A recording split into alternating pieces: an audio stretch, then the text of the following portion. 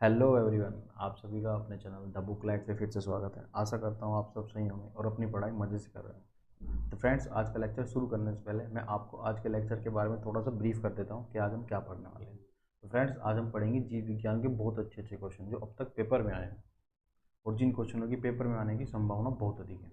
और ये बायोलॉजी का लेक्चर नंबर 4 है। इससे पहले मैंने इसकी 3 वीडियो ऑलरेडी अपलोड कर दिए हैं, आप वो भी जाके देख सकते हो। उनका लिंक मैंने डिस्क्रिप्शन बॉक्स में दे दिया है।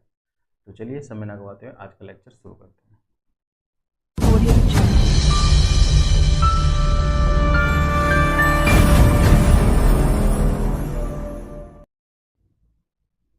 तो चलिए फ्रेंड्स, शुरू करते हैं क्वेश्चन नंबर 33 से। क्लोरोफिल को द्वारा पहले पृथक और नामित किया गया था। तो इसका आंसर ऑप्शन नंबर 4 केवेंतु और प्लेटियर। और इन्होंने इनका नाम 1817 में दिया था दोनों ने।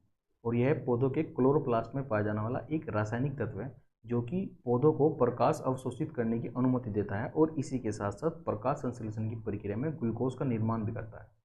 ठीक है फ्रेंड्स, चलिए बढ़ते हैं नेक्स्ट क्वेश्चन की तरफ। देखिए क्वेश्चन नंबर 34 में दिया है, निम्नलिखित में से कौन सा जीव कोशिका सिद्धांत के अनुरूप नहीं है। तो इसका आंसर ऑप्शन नंबर 2 वायरस। देखिए फ्रेंड, जितनी भी जीव है ना जो जी रहे हैं उनका सभी का निर्माण हुआ है कोशिका से, क्योंकि कोशिका क्या है, एक सबसे छोटी इकाई है किसी भी चीज़ को डेवलप करने के लिए। लेकिन वायरस इन सबसे हटके है क्योंकि इसके अंदर एक भी कोशिका नहीं पाई जाती, इसलिए कोशिका सिद्धांत को फॉलो नहीं करता। ठीक है फ्रेंड्स, चलिए बढ़ते हैं नेक्स्ट क्वेश्चन की तरफ। देखिए 35 में दिया है, निम्नलिखित में से कौन एक संयोजी ऊतक नहीं है। तो इसका आंसर ऑप्शन नंबर 3 हार्दिक मांसपेशियां। देखिए फ्रेंड, जो संयोजी ऊतक होता है ना, ये शरीर के जितने भी ऊतक हैं उनका एक समूह है जो कि शरीर की संरचना करता है और जो हमारे बॉडी पार्ट्स हैं उनको ग्रो करता है। और जो हृदय मांसपेशियां हैं ये मांसपेशिया ऊतक का एक उदाहरण है। और इनको हृदय मांसपेशियां इसलिए कहा जाता है क्योंकि ये ऊतक हृदय में पाई जाती है। ठीक है फ्रेंड्स, चलिए बढ़ते हैं नेक्स्ट क्वेश्चन की तरफ। देखिए क्वेश्चन नंबर 36 में दिया है, अंतर्द्रव्यीय जलिका की सहायता पर की उपस्थिति के कारण वह खुरदरी होती है। तो इसका आंसर है ऑप्शन नंबर 4 राइबोसोम्स। और राइबोसोम्स को हम बोलते हैं प्रोटीनोफैक्ट्री।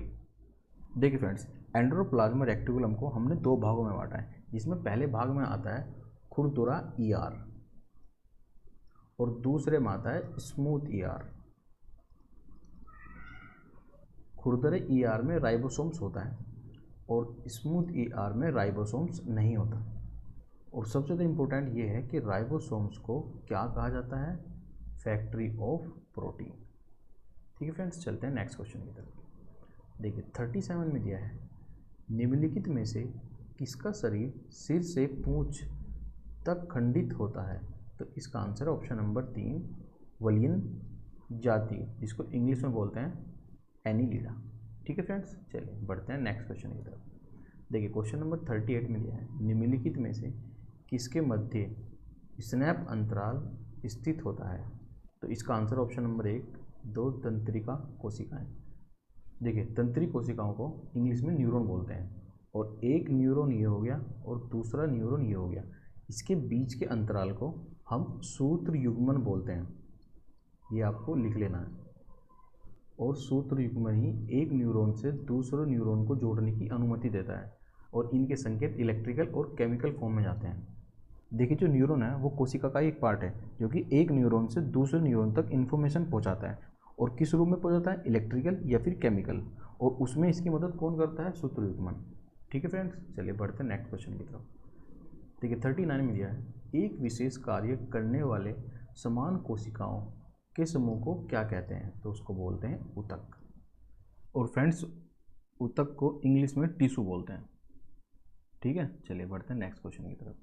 देखिए क्वेश्चन नंबर 40 में दिया है, पौधों के ऊतक कितने प्रकार के होते हैं। तो इसका आंसर ऑप्शन नंबर 1 3 प्रकार के होते हैं, जिसमें नंबर 1 पे आता है त्वचेय ऊतक, नंबर 2 पे आता है ग्राउंड ऊतक और नंबर 3 पे आता है संवहन ऊतक। ठीक है फ्रेंड्स, चलिए बढ़ते हैं नेक्स्ट क्वेश्चन की तरफ। देखिए फ्रेंड्स, क्वेश्चन नंबर 40 में दिया है, निम्नलिखित में से किस में कोशिका भित्ति नहीं होती है। तो इसका आंसर ऑप्शन नंबर 4 माइक्रोप्लाज्मा। और माइक्रोप्लाज्मा क्या है, बैक्टीरिया का एक वर्ग है और इसके अंदर जो कोशिका झिल्ली पाई जाती है ना, उसके चारों तरफ कोशिका भित्ति नहीं होती, और कोशिका भित्ति ना होने के कारण ही इसको हम सामान्य एंटीबायोटिक बोलते हैं। जैसे कि आप जनरली डॉक्टर के पास जाते हो और वो आपके इंजेक्शन लगाते हैं, जिसको पेनिसिलिन का इंजेक्शन बोलता है, वो इसी के अंडर आता है। वो भी क्या होता है? सामान्य एंटीबायोटिक। ठीक है फ्रेंड्स, चलिए बढ़ते हैं नेक्स्ट क्वेश्चन की तरफ। देखिए क्वेश्चन नंबर 42 में दिया है, निम्नलिखित में से किसको कोशिका का शक्ति ग्रह भी कहा जाता है? नो डाउट सूत्रकणिका, mitochondria, the power house of cell. क्योंकि ये क्या जनरेट करता है? एटीपी जनरेट करता है।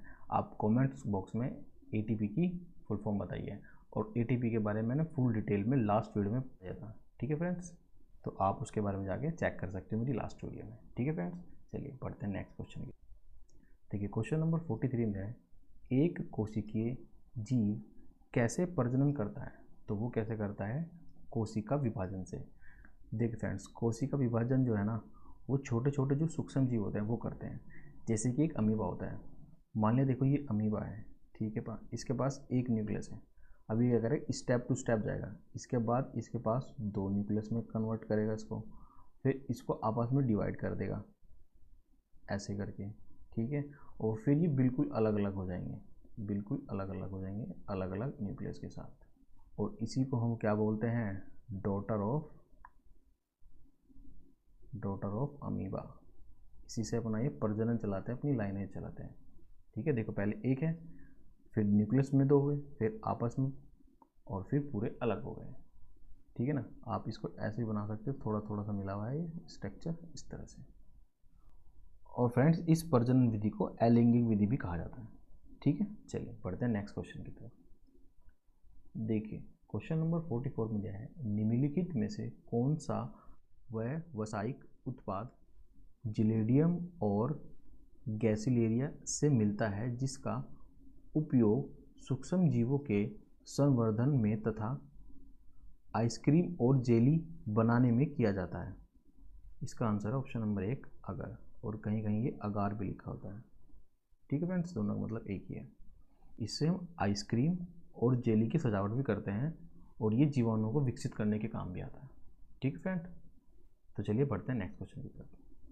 देखिए 45 में दिया है, जिन प्राणियों में कोशिकाएं 3 भ्रूणीय स्तर में व्यवस्थित होती हैं उन्हें क्या बोलते हैं? तो इसका आंसर है ऑप्शन नंबर 3 त्रिकोरकी, और इंग्लिश में बोलते हैं ट्रिपोब्लास्टिक। ठीक है फ्रेंड्स, चलिए बढ़ते हैं नेक्स्ट क्वेश्चन की तरफ। देखिए 46 में दिया है, निम्नलिखित में से किस वैज्ञानिक ने पहली बार जीवित कोशिका के लिए प्रोटोप्लाज्मा शब्द का प्रयोग किया?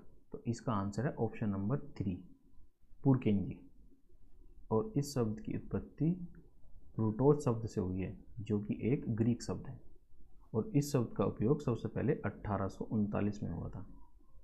ठीक है फ्रेंड्स, चलिए बढ़ते हैं नेक्स्ट क्वेश्चन की तरफ। देखिए 47 में दिया है, ग्लाइकोलिस का अंतिम उत्पाद क्या होता है? इसका आंसर है ऑप्शन नंबर 3 पायरुविक एसिड, और यह एक कोशिका श्वसन का एक भाग है जो कि अभिक्रिया की एक श्रृंखला बनाता है। एग्जैक्टली में आप ये बोल सकते हो कि ये ग्लूकोज को खंडित करता है एटीपी के 2 अणु बनने में, और इसी के साथ साथ ये पायरुवेट का निर्माण भी करता है। और ये बार बार क्वेश्चन आया पेपर में पायरुवेट से, कि पायरुवेट का निर्माण कौन करता है, इसको खंडित कौन करता है, इसको बनाता कौन है। ठीक है, तो ये आपको नोट करके लिख लेना। चलिए बढ़ते हैं नेक्स्ट क्वेश्चन की तरफ।